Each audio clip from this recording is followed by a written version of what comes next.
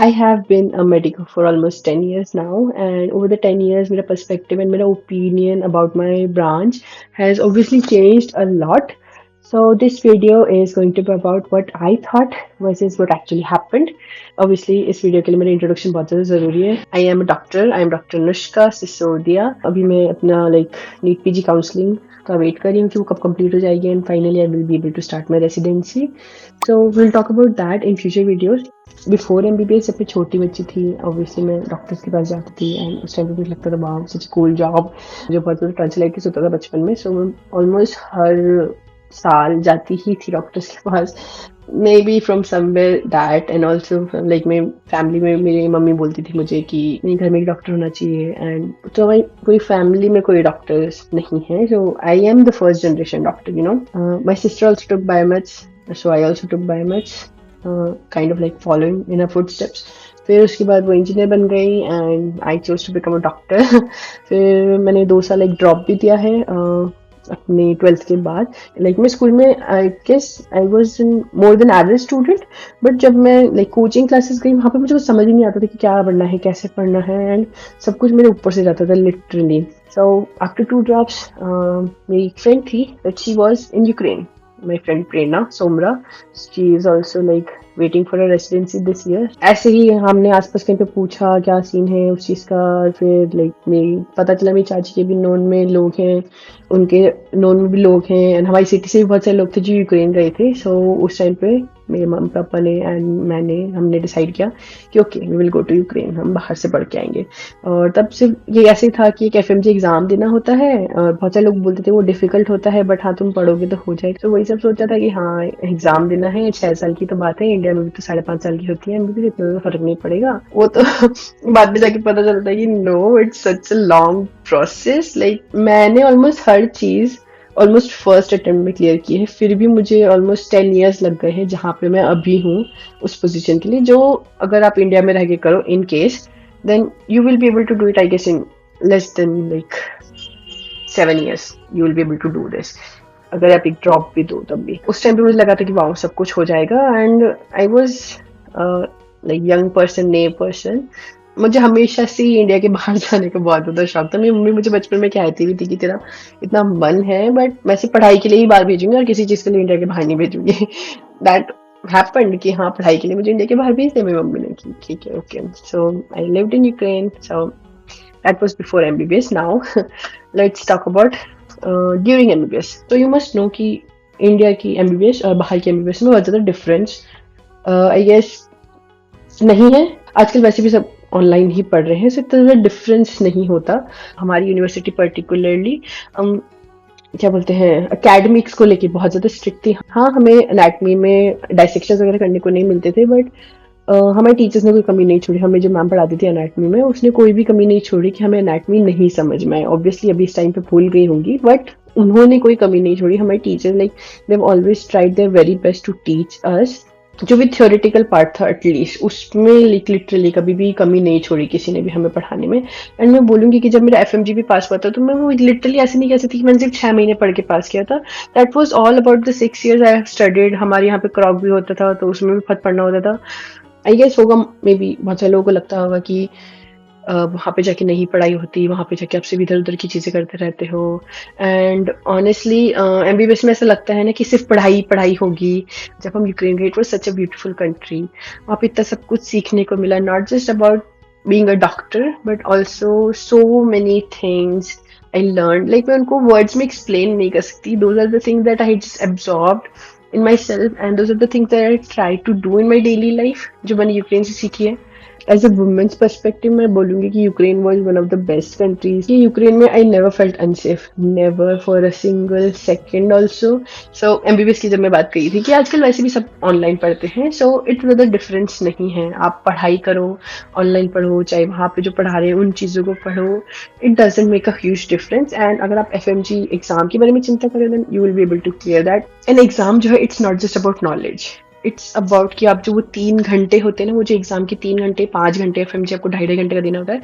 सो वो जो 5 घंटे होते हैं, आप उनमें क्या करके आ रहे हो? कि आपने पूरे साल पढ़ा है, आपने बहुत अच्छे से प्रिपरेशन की है, आपकी जीटीज में भी अच्छे मार्क्स आ रहे हैं, बट आपने वो जो आपका जो 3-5 घंटे हैं, उसमें अगर आप लाइक एंग्शियस हो गए या आप ओवर थिंक करने लगे या जो भी हो गया, उसकी वजह से बहुत सारे ऑब्वियसली जो टैलेंटेड स्टूडेंट्स होते हैं, जिनके पास नॉलेज है इवन तो, उनको भी थोड़ा टाइम लग जाता है एग्जाम पास करने में। बट या मैंने अपना एमबीबीएस 2016 में स्टार्ट किया था, 2022 में कंप्लीट किया था, अलॉन्ग विद कोविड वॉर, पता नहीं क्या क्या चल रहा था। लाइक मैंने सीरियसली कभी एक्सपेक्ट नहीं किया था लाइफ इतनी ज्यादा हाईज एंड लोज वाली हो जाएगी विद सो मेनी थिंग्स। मुझे लगा था कि हाँ बस पढ़ाई से रिलेटेड चीजें होंगी, बट यार सो मेनी थिंग्स हैपेंड। वो सारा एमबीबीएस का टाइम चला गया, फिर उसके बाद मैं इंटर्नशिप आई, सॉरी एफएमजी आया। तो 6 महीने बाद मैंने एफएमजी दिया था, वो मैंने क्लियर कर लिया था। I got 199 marks in that. I was very very happy.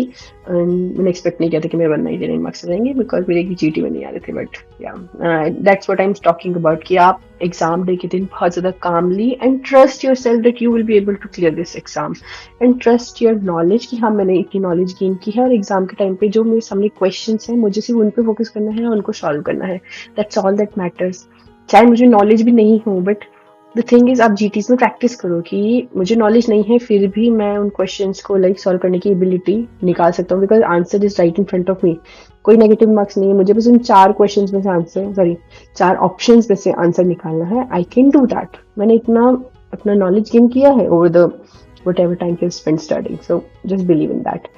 मुझे हमेशा ऐसा लगता है लाइक ऑनेस्टली कि मेरी जीटीज में कभी नहीं मार्क्स आते, पता नहीं क्यों। शायद मैं जीटीज में इतना दिमाग नहीं लगा रही होती हूँ, बट हाँ जब एंड ऑफ द डे जब मेरा एग्जाम होता है, उसमें मेरे बहुत अच्छे मार्क्स आते हैं।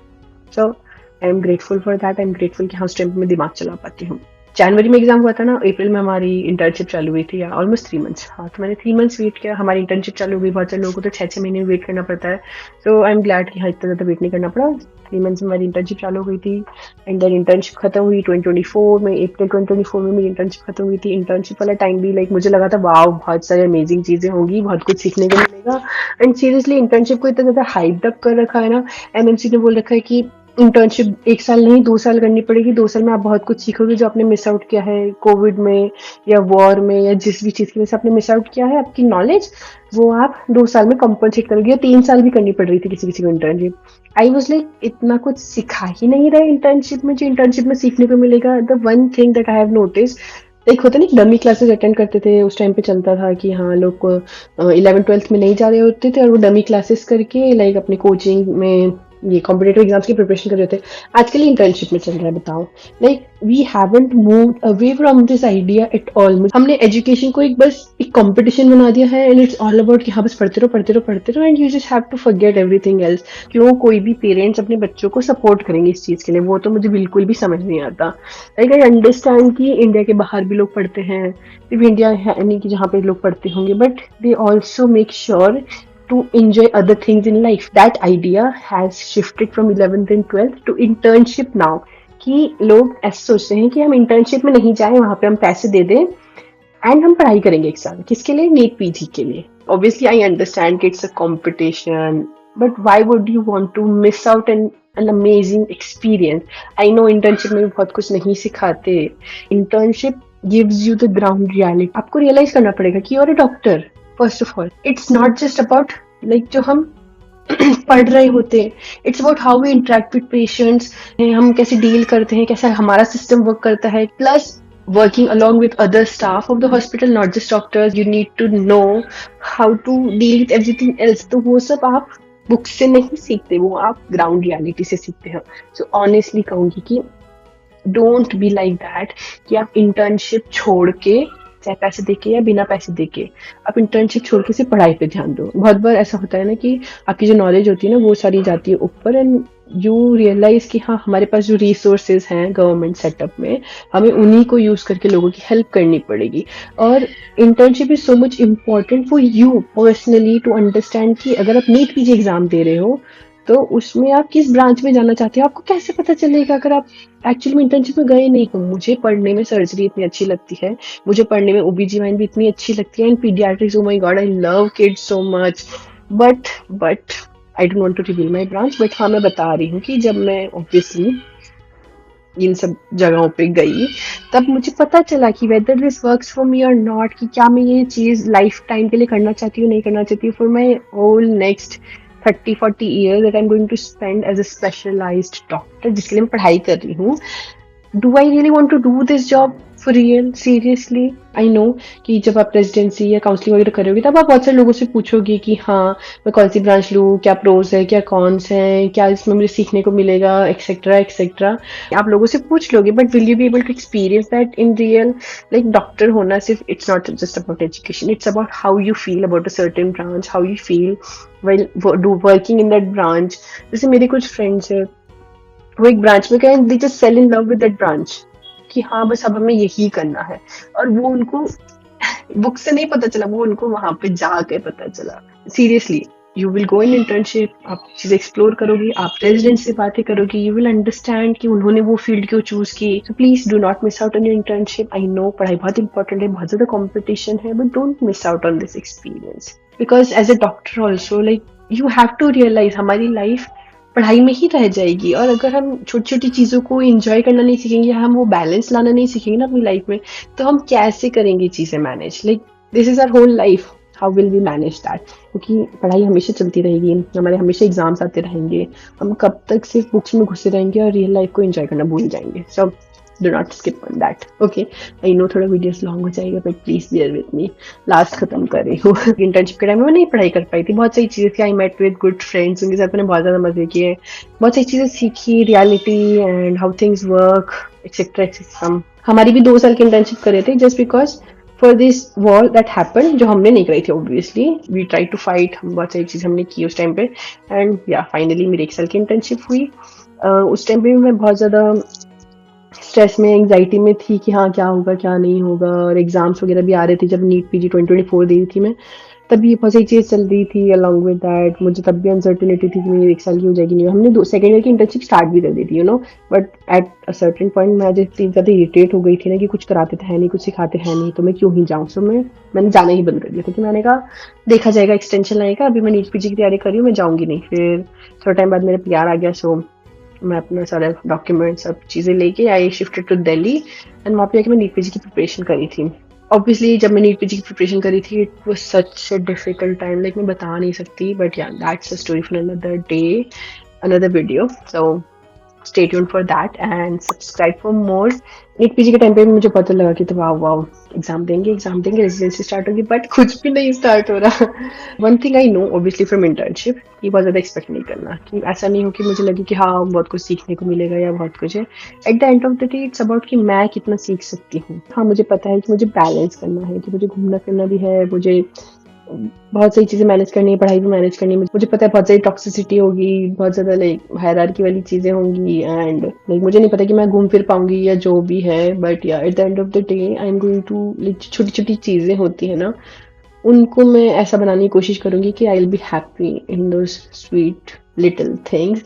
मैंने ज़्यादा एक्सपेक्टेशन नहीं रख रखी, other than that I want to be a good doctor and I want to learn as much as possible. चाहे जितनी भी टॉक्सिसिटी हो, चाहे कुछ भी हो, I'm not going to give up. I'm going to do my best. And if it's like sir के पार जा रहा है, मेरी बहुत सारी चीज़ है, then I know I have an option कि हाँ I don't have to continue doing that. और मुझे वो toxicity like बर्दाश्त करने की ज़रूरत नहीं है. So I know that. This uncertainty, obviously, I'm not afraid. I'm not afraid at all. I am stronger and just uncertainty है, बाकी तो कुछ नहीं है. बस I guess कि जल्दी से चालू हो जाए ताकि move on करूँ, पैसे कमाऊँ, बहुत सारी चीज़ें खरीदनी है मुझे. बहुत मेरी like पैसे तो आए नहीं, उससे पहले लिस्ट बनी पड़ी कि मुझे क्या क्या खरीदना है. So like that. So that's it for now.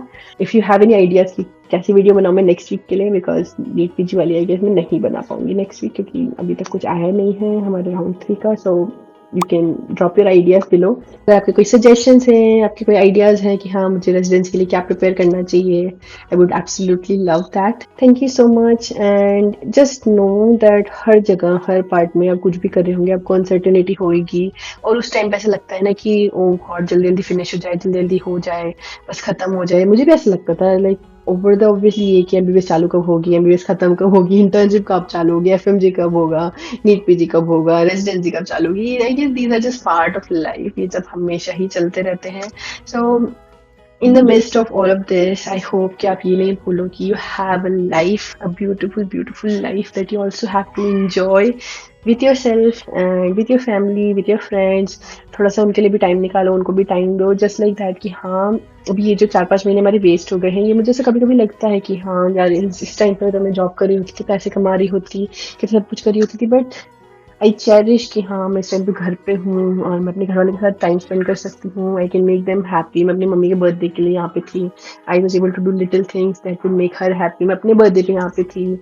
छोटी छोटी चीजें होती हैं, घर का खाना बनाना, घर के कपड़े धोने, सफाई वगैरह करना, इधर उधर की चीजें, या मूवीज देखना, सीरीज देखना, रिलैक्स करना, नॉवेल्स पढ़ना, वीडियो गेम्स खेलना, वॉक करने जाना, एक्सरसाइज करना, वट एवर आपको लगता है कि हाँ आपको अच्छी लगती है।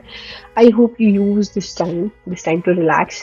You can also share your amazing stories. I would love to know कि हाँ मैं एटलीस्ट अकेली नहीं हूँ इस जर्नी में, and I was not the only one कि जिसको लगता है कि वाह मैंने अपने 10 years दे दी है इस चीज़ को, and I am like oh my God 10 years seriously मैंने कभी सोचा भी नहीं था कि मुझे 10 साल लग जाएंगे इस पोजीशन पे आने के लिए, but at the end of the day it does not matter, you know. I'm happy, I'm healthy, and I'm living my best life, so that's all that matters. I hope this video is helpful. Thank you so much for watching this video, and I will see you guys soon in another video. Until then, bye, take care, and have a good day. Bye.